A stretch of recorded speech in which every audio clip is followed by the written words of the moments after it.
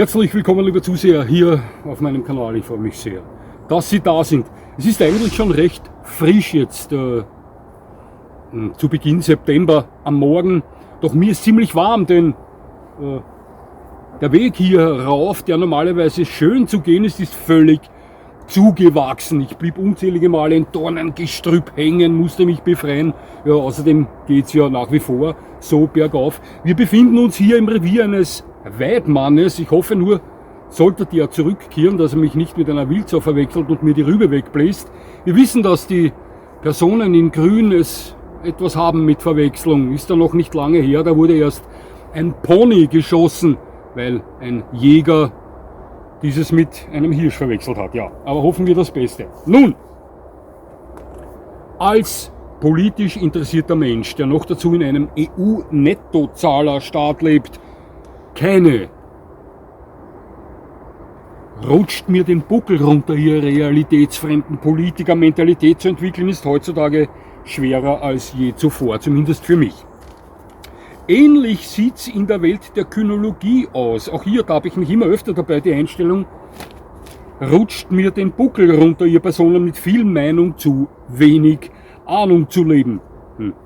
Weshalb so schroff, Herr Dog Special, mögen sich jetzt vielleicht einige von Ihnen denken. Nun, höchstwahrscheinlich deswegen, weil ich mich zu sehr für Innen- und Außenpolitik und zu sehr für alles rund um die Kynologie herum interessiere. In beiden Welten fühle ich mich als Bürger Österreichs aktuell so ungerecht behandelt wie niemals zuvor. Also bis gleich.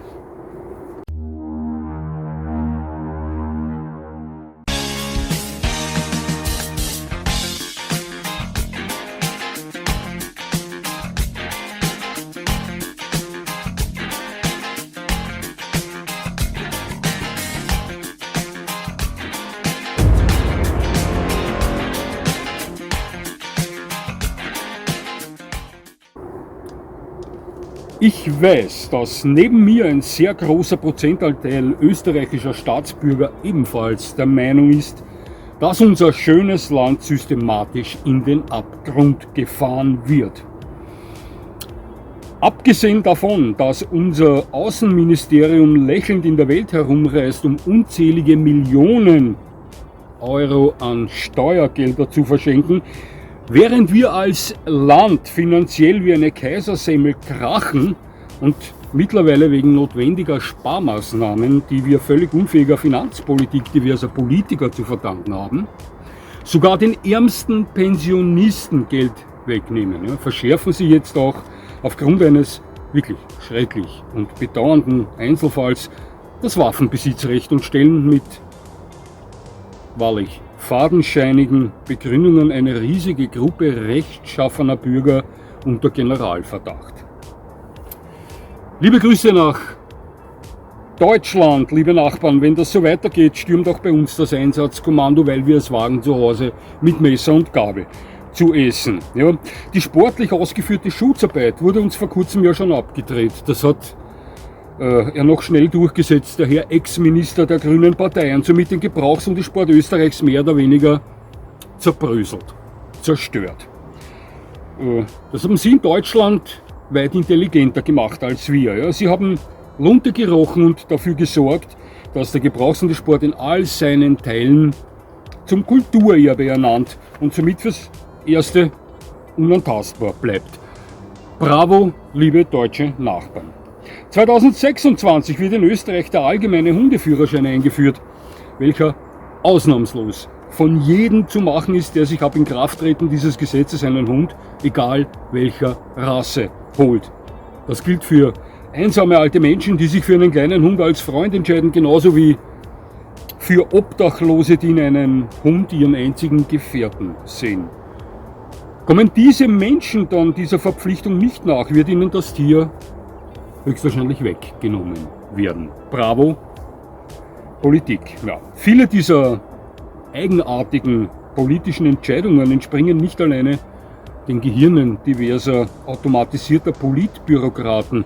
Nein, ein großer Teil davon entstammt dem Druck einer gewissen Gesellschaftsschicht. Das Verbot der sportlich ausgeführten Schutzarbeit in Österreich resultiert zum Beispiel aus solchem Druck eines gewissen Klientels. Das wissen wir. Ja? Und auch das heutige Video entspringt dem Druck, den eine gewisse Gesellschaft ausübt, und zwar genau dieser, oder ja, welche belehrt, die viel Meinung hat, zu wenig Ahnung, die ihnen deren Lebenseinstellung aufzwingt, weil sie, so wie sie meinen, die einzig Richtige darstellt. Ja, ich sage Ihnen was. Ich war vor kurzem Zeuge, wie sich eine Online-Diskussion zu einem politischen Thema in eine Hinrichtung zu kynologischen Thema entwickelte. Beginnend mit dem Verbot der Schutzarbeit ging das weiter bis zum bevorstehenden Hundeführerschein Österreichs allgemein, ja, und explodierte schließlich, als ein Diskussionsteilnehmer es wagte zu verlautbaren, der Besitzer von 2 Bullterrier zu sein. Dieser Herr, er wurde in den Kommentaren von einer großen Anzahl anderer Mitdiskutanten gesteinigt, gevierteilt und erhängt. Wie ein Rudel Hyänen sind sie über ihn hergefallen. Die guten, braven und vernünftigen Bürger mit den Meinungen, wofür braucht man solche Bestien? Diese Hunde gehören generell verboten.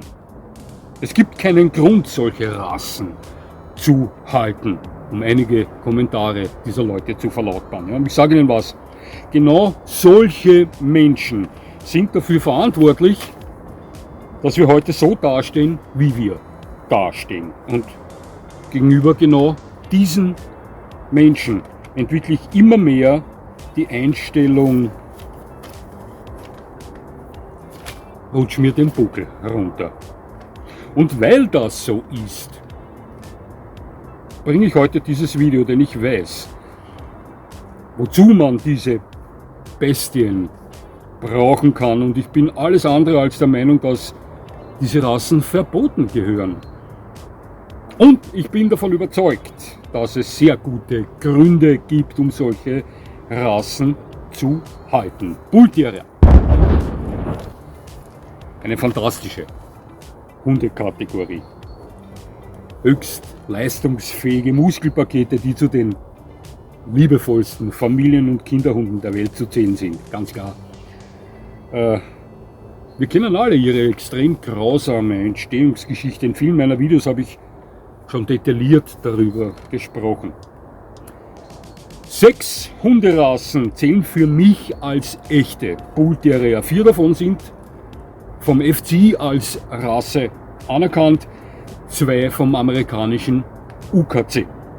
Die FCI Bullterrier sind der Standard Bullterrier. Das ist der Typ des Bullterriers, der sich zuerst in Mitteleuropa durchsetzte. Der Miniatur Bullterrier, der etwas mehr Terrierblut als der Standard Bullterrier innehat, mit dem man versucht hat, ja, ein kleineres Abbild des größeren Verwandten zu erschaffen. Das hat man auch in perfekter Art und Weise geschafft, möchte ich sagen. Ja. Der Staffordshire Bullterrier, der in Großbritannien schon lange eine Rolle spielte, als er bei uns in Österreich, Deutschland oder der Schweiz noch eher selten zu sehen war. Und der American Staffordshire Terrier, der ab den 90ern des vergangenen Jahrhunderts einen wahren Rasse-Hype bei uns erfuhr. Ja. Die beiden UKC Bullterrier sind der American Pit Bull Terrier. Ich besaß selbst 14 Jahre lang ein fantastisches Exemplar dieser Rasse. Ja, dieser Hund hat sich etwa erst in den letzten 100 Jahren mit dem American Staffordshire Terrier auseinander bewegt. So circa. Ja, ja, und zuletzt der American Bully, und hier als Vertreter dieses Bullterrier-Typs die XL-Ausführung. Ja, der American Bully ist der jüngste der Bullterrier-Rassen. Alle 6 Bullterrier-Rassen gehen auf einen Hundetyp zurück. Das wissen wir, und zwar auf den Bull and Terrier. Das waren gezielte Kreuzungen aus Terriern und Bulldoggen. Und ja, ich möchte behaupten, dass die Bull Terrier bis heute alle eine gute Mischung aus Terriern und Bulldoggen darstellen. Alle 6 sind sich ähnlich, gar keine Frage, und doch haben sie alle 6 ihre Eigenheiten vorzuweisen. Und die sehen wir uns jetzt mal etwas näher an, möchte ich sagen. Der Standard Bull Terrier, der gilt für viele Hundefans als Pound for Pound kräftigster Hund der Welt. Das ist ein Kraftprotz, gar keine Frage. Haben Sie schon mal einen Standard Bull Terrier ziehend an der Leine geführt? Ich schon. Paco war der Bull Terrier meiner Eltern, ein weißer Standard Bully mit schwarzem Monokel, 36 Kilo Muskeln auf etwa 50 cm Schulterhöhe. Der Hund strotzte vor Power, das kann ich Ihnen sagen, aber der hatte das Wesen eines Schmetterlings und war generell ein ganz 100%ig typischer Standard Bull Terrier mit, ja, viele dieser Eiernasenköpfe wissen, was ich meine, mit ihren berühmten Blödheiten. Wenn der mich sah, der lief er 5 Minuten im Kreis, der rotierte wie ein Wahnsinniger, zischte ab, als hätte er den Nachbrenner eingeschalten, ja, um dann wieder zu mir zurückzukehren, wieder im Kreis zu laufen. Also der Hund lief vor Freude, wenn er mich gesehen hat, fast über die Decke. Ja. Also Wahnsinn, typisch Bull Terrier. Bull Terrier sind häufig Clowns, eignen sich in seltensten Fällen als Wachhunde oder Schutzhunde, sind eher Begrüßer des Eindringlings, sagt mir meine Erfahrung. Es gibt natürlich Ausnahmen, so wie bei allen Hunden, gar keine Frage, die gibt es auch beim Standard Bull Terrier, doch generell wäre ich aus auf einen Wach- oder Schutzhund. Der Standard Bull Terrier würde eher ganz zum Schluss in der Welt der Hunderassen kommen, wenn ich mich da um einen Hund umsehen würde. Ja. Das sind eher keine Langstreckenläufer, zumindest waren es die Bull Terrier nicht, die ich kennengelernt habe. Ist natürlich eine Liniensache. Es gibt auch Working Bull Terrier, Standard Bull Terrier, die sind anatomisch gebaut wie tolle athletische American Pits. Da sieht es mit der Bewegungsfreude oder der Lust, lang unterwegs zu sein, hurtig unterwegs zu sein, natürlich schon wieder anders aus. Aber die typischen Bull Terrier, die doch ziemliche Tanks darstellen, das sind sehr bewegungsfreudige, sehr sportliche Hunde, gar keine Frage. Doch, das sind eher nicht die Hunde, die Sie mit großer Freude beim Joggen begleiten. Ja? Eher nicht, das sind eher Kurzstrecken-Sprinter, also Hunde, die mal 10 Minuten, 20 Minuten Vollgas geben, dann wieder 20 Minuten Pause einlegen und so weiter. Das ist meine Meinung, ja, zum Standard Bull Terrier. Sehen wir uns mal den Miniatur Bull Terrier an. Der ist, ja, anatomisch ein Abziehbild seines großen Verwandten, nur etwas kleiner, doch charakterlich etwas feuriger. Im Normalfall. Der trägt einen guten Prozentanteil mehr Terrierblut in sich mit als der Standard Bull Terrier, ist zumeist etwas bemerkbarer, etwas lauter, etwas quirliger. Hier sieht es eventuell mit einem Hund, der sie beim Joggen begleitet, etwas besser aus. Aufpassen, der Hund ist nicht groß, also hier muss man sich schon einstellen. Einen Marathon zu laufen mit diesem Hund ist nicht empfehlenswert, gar keine Frage. Doch, der ist weit leichter als ein größerer Verwandter. Er nimmt weit weniger Substanz mit, wenn es rein um die Waage geht. Sie verstehen, was ich meine. Schlankere Vertreter des Miniatur Bull Terriers sind sicher Hunde, die Sie eher begeistern können für, ja, bergauf, bergab, etwas laufen da, etwas laufen dort. Nochmal, auch der Standard Bully ist ein Sportler, doch wenn ich es auf Marathons abgesehen habe, wäre er nicht meine erste Wahl. Ja, der Staffordshire Bull Terrier, für mich der kräftemäßig stärkste Hund der kleinen Hunde. Ein großer Hund in kleiner Verpackung, das gilt natürlich auch für den Miniatur Bull Terrier. Dazu etwas mehr dann später im Video. Der Staffordshire Bull Terrier wurde in Großbritannien schon unzählige Male zum Nanny Dog des Jahres gekürt. In England, Schottland, Irland, Wales, wo auch immer diese Hunde recht häufig vorkommen, schon länger, ja, als wir sie überhaupt kennen hier in Mitteleuropa. Ja, Österreich, Deutschland, Schweiz Skandinavien und so weiter, wo eher der American Staffordshire Terrier hervortrat. Ja. In Großbritannien ticken sie zu dieser Hunderasse noch anders als wir. Beim American Bully sieht es anders aus, denn der ist ja mittlerweile in Großbritannien, ich weiß nicht, ob er in ganz Großbritannien verboten ist, aber in England auf jeden Fall. Bin mir nicht sicher, ob er es auch schon in Schottland oder in Irland ist.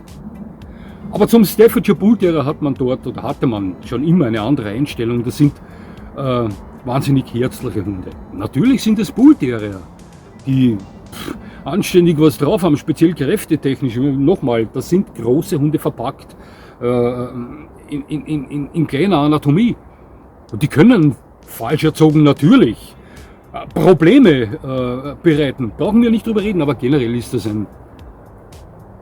so muskulös, so stark dieser Hund ist, so herzlich ist dieser Hund auch. Tolle Sportler, und für die gilt das Ähnliche wie für den Miniatur Bull Terrier, die sind ebenfalls mit ihnen dabei. Selbstverständlich sind es keine großen Hunde mit langen Läufen, langen Wirbelsäulen, also hier muss man sein Bewegungspensum, ja, wenn es wirklich um Strecken geht, schon auch etwas anpassen. Ja. Die geben schon Gas, die sind schon unterwegs mit ihnen, die machen sie so schnell nicht müde, diese Hunde, ja, aber trotzdem. Das sind keine Hunde mit Läufen, die einen Meter lang sind. Das muss man immer berücksichtigen. Ja, also trotzdem tolle Hunde. Der American Staffordshire Terrier als nächster. Und für mich der beste Allrounder aller Bull Terrier Rassen. Aus verschiedenen Gründen. Er ist der einzige Bull Terrier, der häufiger einen guten Wach- und Schutztrieb aufblitzen lässt. Generell gehört er bei keinem der 6 Bull Terrier Rassen gefördert, wenn er nicht von alleine kommt. Das ist meine Meinung. Doch der American Staffordshire Terrier ist eine der Bull Terrier Rassen, wo das öfter vorkommt. Ja, also ein American Staffordshire Terrier mit ausgeprägtem Wach- und Beschützerinstinkt überrascht mich nicht. Ein Standard Bull Terrier, der derartige Eigenschaften zeigt, der würde mich überraschen. Jetzt verstehen Sie, was ich meine. Das ist ein fantastischer Sportler. Ja, wenn er nicht zu schwer wird. Ich sah schon Amstaffs, die sich im Bereich über 40 Kilo Gewicht bei einer Schulterhöhe von 50, 52 Zentimeter bewegten. Das ist schon etwas sehr substanzvoll. Ja. Aber der Durchschnitts-Amstaff, der sich, sagen wir mal, von Hündinnen weggehend 26, 27 Kilo bis zur Röden 35, 36 Kilo bewegt, ist ein Supersportler. Ja.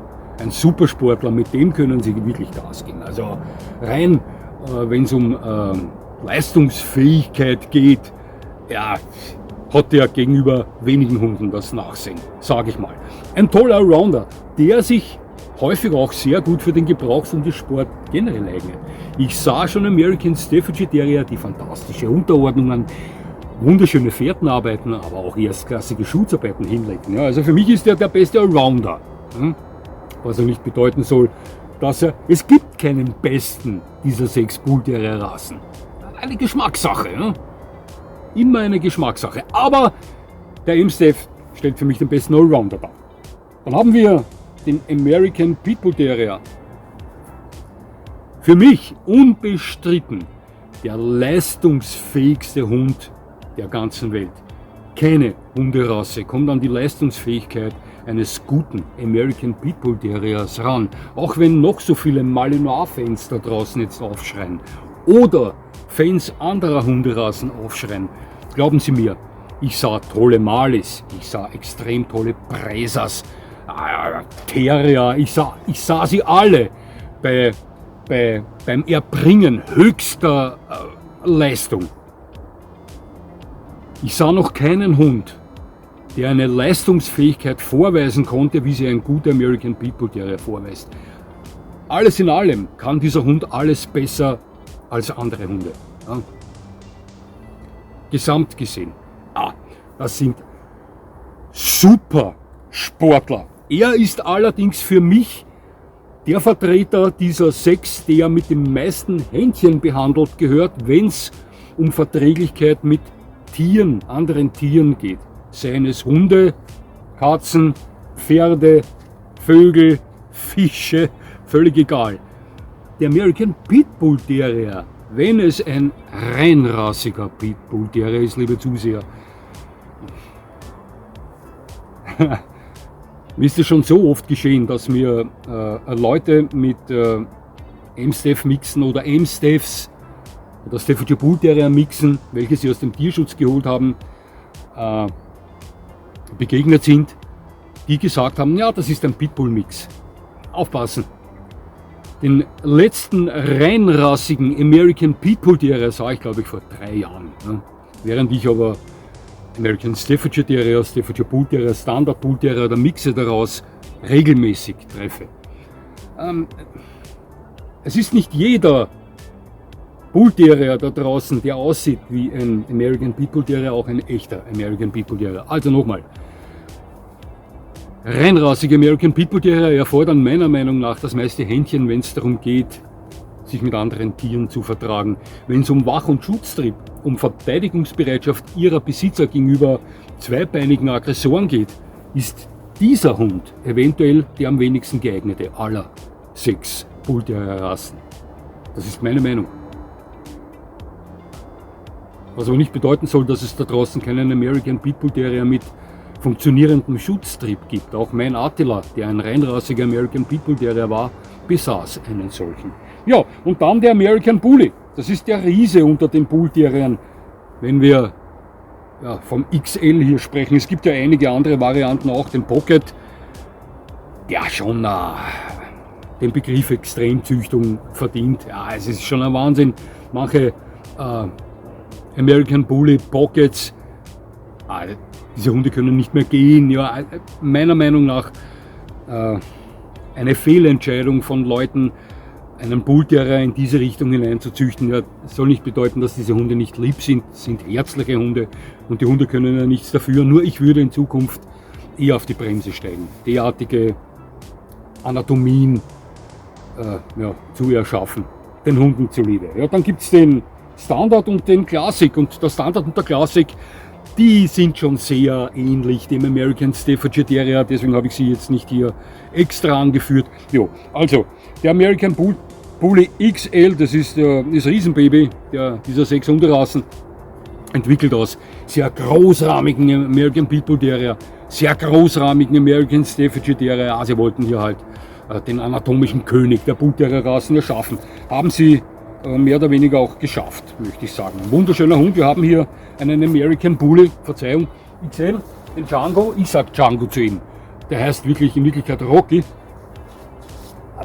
Eine Seele von einem Hund, körperlich ein Hulk. Ein wahrlicher Hulk. Der Hund hat geschätzt 55, 56 cm Schulterhöhe, aber wirft sicher an die 50 Kilo auf die Waage. Er ist aber nicht dick. Einen Kopf wie ein Ochse. Aber eine Seele von einem Hund, der sollte eigentlich als Wachhund dienen. Das ist dieser Hund, von dem ich schon erzählt habe, der 24 Stunden alleine im Garten anwesend ist. Aber der bewacht niemanden. Ja, also der freut sich jedes Mal überschwänglich, wenn irgendjemand draußen vorbeigeht und ein nettes Wort für ihn über hat. Ja, ich würde sagen, da sind wir mal durch. Ja. Als sportlicher Mensch sind Sie mit Sicherheit mit American Pitbull Terrier und American Staffordshire Terrier am besten bedient. Ja. Es folgen dann der Staffordshire Bull Terrier, der Miniatur Bull Terrier, der American Bully und der Standard Bull Terrier. Nochmal, alle dieser Hunde sind Sportler. In jedem Bull Terrier kitzeln seine Muskeln, die wollen betätigt werden. Doch nicht jeder eignet sich für dieselbe Sportart. Schlankere American Staffordshire Terrier und echte American Pitbull Terrier, die sind egal bei welcher Sportart mit ihnen dabei. Bei den beiden kleinen Miniatur Bull Terrier und Staffordshire Bull Terrier muss man etwas ihre doch Kurzläufigkeit berücksichtigen. Man, wirklich kurzläufig sind sie nicht in der Manier eines Dackels. Ja. Das nicht, aber es sind kleine Hunde. Ja. Das immer berücksichtigen, doch grundsätzlich steht wirklich intensiven Bewegungsarten mit diesen beiden überhaupt nichts im Wege.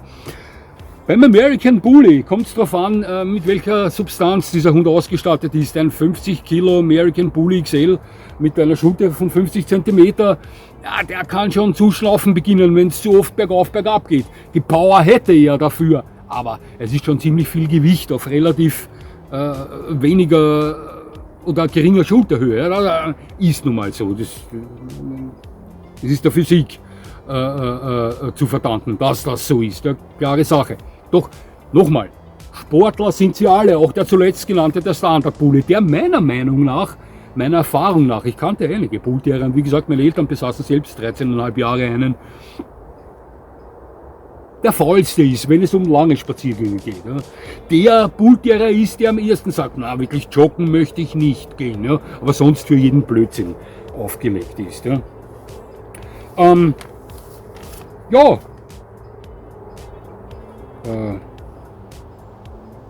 Diese Hunde stellen grün erzogen, und das ist die Art, wie ich empfehle, Bullterrier zu erziehen. Eine Kategorie da, die zum Thema Familientauglichkeit und Lebensfreude in der Welt der Hunde nicht zu schlagen ist. Ja, das sind unbestritten extrem starke Hunde, die in den Händen von Menschen, die es darauf abgesehen haben, natürlich für Probleme sorgen können. Das bestreitet niemand. Das bestreitet niemand. Doch niemand muss sich vor einem Bullterrier im Besitz eines vernünftigen Hundehalters fürchten. Das sollte auch niemand bestreiten, zumindest niemand, der Ahnung von Hunden hat. Und hier lassen wir alle mit viel Meinung zu wenig Ahnung, oder umgekehrt, na, Sie wissen, was ich meine, die lassen wir alle aus. Ja? Bullterrier haben ohne Frage ihre Daseinsberechtigung. Ja? Lebenslustige Powerpakete, die danach rufen, herzliches Wesen zu entwickeln. Jeder Trottel kann das Schlechte in einem Hund fördern, das wissen wir. Doch betont sei, dass es äußerst schwer ist, einen charakterlich herzlicheren Hund als einen gut gehaltenen Bullterrier zu präsentieren. Also davon bin ich felsenfest überzeugt. Ja, liebe Zuseher, wenn Sie, so wie ich, Fan dieser Hunderassen sind, dann stehen Sie auch dazu. Genauso wie ich das tue. Und die Gesellschaft der Empörten, die soll uns den Buckel runterrutschen. Es hat mich sehr gefreut, dass Sie mir zugesehen haben. Ich würde mich natürlich freuen, wenn Sie mir weiterhin zusehen. Und jetzt wünsche ich Ihnen noch einen schönen Tag. Und ich muss jetzt mein Augenmerk auf Vito legen, denn der sieht darunter, kann leicht sein, dass der Weidmann im Anmarsch ist. Ja. Das war's schon wieder.